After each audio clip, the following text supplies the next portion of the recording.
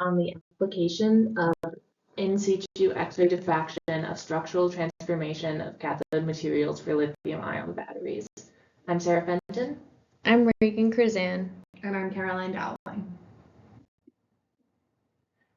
The background of lithium-ion batteries is that they are commonly used secondary or rechargeable batteries that convert between stored chemical and electric energy. They have some of the highest energy density of secondary batteries, and their market was valued at $20 billion by 2016, and they have a compound annual growth rate of about 17%. They are composed of an anode, which is typically graphite, which lowers the risk of thermal runaway from overcharging or shorting of the battery, which is which can cause fires that are difficult to put out. And then a cathode, an electrolyte made of a salt and solvent non-aqueous solution, and a separator that allows for electron and ion transfer while preventing cathode-anode contact. Their charge termination is 4.5 volts, and the considerations are dependent on their intended purpose. Mobile devices want to maximize volumetric energy to make them as small as possible and want a 1-year lifespan, while electric vehicles want both gravimetric and volumetric energy to make them both small and lightweight and need a 10 to 15-year lifespan. The cathode specifically supplies lithium ions to the anode, and it controls the specific capacity of the battery, which is measured in milliamp hours per gram.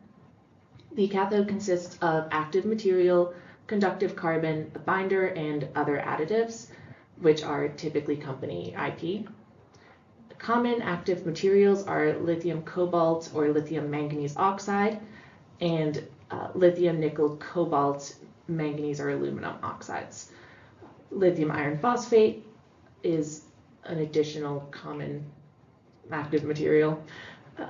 They are typically cast on copper or gold current collectors, which are able to withstand the higher voltage without dissolving and diffusing to the anode side. Requirements of the cathode are to have high chemical and thermal stability, a very spontaneous reaction to allow for a high discharge voltage, and to store the maximum amount of lithium. Other considerations include thickness, which has a positive relationship with energy density and a inverse relationship with charge rate, and porosity, which increases rate performance and lowers energy. The industry standard for porosity is usually 20 to 25%. Our proposal for using X-ray diffraction is that electrodes can undergo structural changes during de- or intercalation, which is when the lithium ions enter or leave the electrode, and this can cause cell failure, and structural changes will lower the life of the battery. Our proposal is to use X-ray technology to analyze the structure of the cathode material while the battery is working. This would increase our understanding of lithium-ion battery degradations, thermal stability, and structural changes. The cathode crystal structures of common active materials are known, and prior knowledge means that we can have a better understanding of lattice parameter contraction, phase transitions at a certain voltage, and then charge capacity attributed to structural changes versus other changes in the battery. Common cathode failure methods include thermal stresses, failure due to excessive moisture content within the lithium battery, presence of foreign material, typically the metal on either side of the cathode and anode. This can create side reactions or shortening inside the battery. The focus for X-ray diffraction will be the cathode failure due to structural degradation, which can lead to capacity fade, mechanical stresses in the battery, voltage fade, and an overall shortening of battery life. Typical cathode structures are dependent on material of the cathode, but they typically include layered, spinel, and olivine structures. The erroneous structures are typically layered spinel or unordered rock salt, or could be a combination of the three above. They are generally a degradation of the crystal structure type to another type, or a lattice parameter change in compression of the size of the structure, and either change can affect the longevity of the battery. To use X-ray diffraction for this application, it's important because lithium battery cathodes require structure stability to lengthen battery life. X-ray diffraction is a beneficial application for studying this because it excels at fast measurements of diffractions for small range of angles. It can monitor phase changes of the bulk material or secondary phases in those secondary reactions that could occur. It can measure changes in the lattice parameter and also mechanical strain from the cathode expansion and contraction. Another important property of battery that relates to structure is the intensity ratio of the 003 and 104 planes, which correlates to lithium and nickel cation mixing.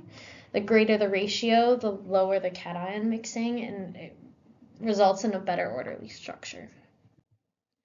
Earlier works in research typically revolved around determining what was causing some of the voltage and capacity fade and causing battery failure in general. By using X-ray diffraction, they were able to determine where cathode structural changes can occur. And some of these graphs can show the lattice parameter changes in response to voltage and capacity, specific capacity of the batteries. As we move forward with research now, they're focusing more on finding a solution now that they can correlate the failure to the structure of the cathode. For example, in Zhang et al., they found introducing pores to the cathode material could inhibit crack formation and lengthen the battery life. They also found these high intensity ratios of the 003 and 104 planes and resulted in low mixing and a more stable structure. You can see the X-ray diffraction intensity graphs to the right. In Salim et al., they analyzed the benefits of solutions for nickel-rich cathodes and looked at different methods such as surface treatments, nanostructuring, grain boundary modification, and using a single crystal. They found that the combination of these modifications are currently what provides the greatest potential for lengthening battery life. To the right of the XRD plots, we have a image of a more contracted structure in this phase 1, and then in phase 2 you can see it expands more and the structures and molecules are farther apart. They were able to observe these two phases using XRD. So as the lithium ions were leaving during charging, a new phase of different structure is formed as the height and width of the despacing expand. So not only were the height and width expanding, but a new phase was actually formed. This is different from typical cathode materials that were talked about previously in this presentation.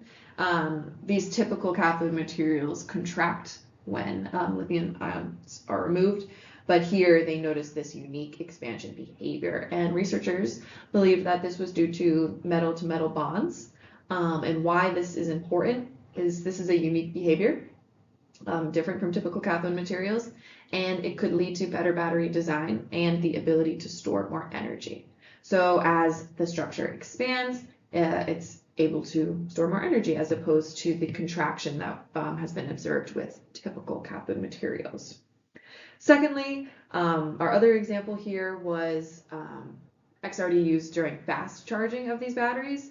So with this material, when it is slow charged, there's a smooth transition between phases. But when it's fast charged using XRD, they could determine that a new intermediate phase was formed between the phases. This new phase had acted as a buffer to help reduce the strain inside the cathode material. And why this is important is because this fast charging to form this intermediate phase could lead to more durable batteries, and that's what we all want, more durable batteries that can charge quickly. Work in this research and also some improvements as for the previous research. Researchers have noticed that X-ray diffraction for observing cathode structures is going to be more optimal as long as it's used in combination with different techniques. This is because you'll be able to obtain a more complete picture of what's actually happening on the atomic scale inside the cathode material. So X-ray diffraction is great for the large scale, but it should be used in addition to TEM or nuclear magnetic resonance or mass spectrometry, because these techniques are great for the atomic scale. So in combination with X-ray diffraction, you'll be able to obtain a much more complete picture of what's actually happening while the battery is charging and discharging. Limitations still exist for observing structural, chemical, and morphological properties during fast charging and discharging. While we talk about fast charging, there's always room for improvement, but more focus on changing temperature here. So they want to observe what can happen as you increase and decrease temperature, or while temperature is changing at certain rates. There's still limitations on that, and that needs to be explored. So further research will involve developing faster scanning techniques and better sensors to track these structural, chemical, and morphological changes in real time. And with everything, high-speed data collection and data mining is going to be necessary to analyze this abundance of results, because with the many experiments that will be needed to complete or achieve results for this research, there's going to be a lot of data. So this high-speed data collection and data mining will be necessary. So in conclusion, we've learned through this project that the optimization of the performance of lithium-ion batteries is essential in our society. There are so many needs to improve energy capacity, life cycle, safety, rate capability, and so many other parameters that need to be improved to optimize the performance of these batteries that are so crucial in our society today. We learned that investigating and enhancing the cathode is the pertinent step in improving overall battery operation, and this is because the cathode material seems to be the limiting factor in these batteries as to what can be adjusted to further enhance performance. We learned that in situ XRD can help observe the cathode's function and structure during charging and discharging, which is very important because rather than taking the battery apart and learning through the different pieces, we can actually observe in real time what is happening with the structure. Currently, in today's research, efforts have been made to explore different cathode materials using XRD to learn how they behave during charging and discharging. We learned through literature that new phases can form, despacing can expand and contract, different crystal structures can form, and all these other interesting developments. And by knowing all these new behaviors and developments through XRD, this has furthered research into batteries that are more durable, energy dense, and fast charging. And here's a list of our references. Thank you for listening.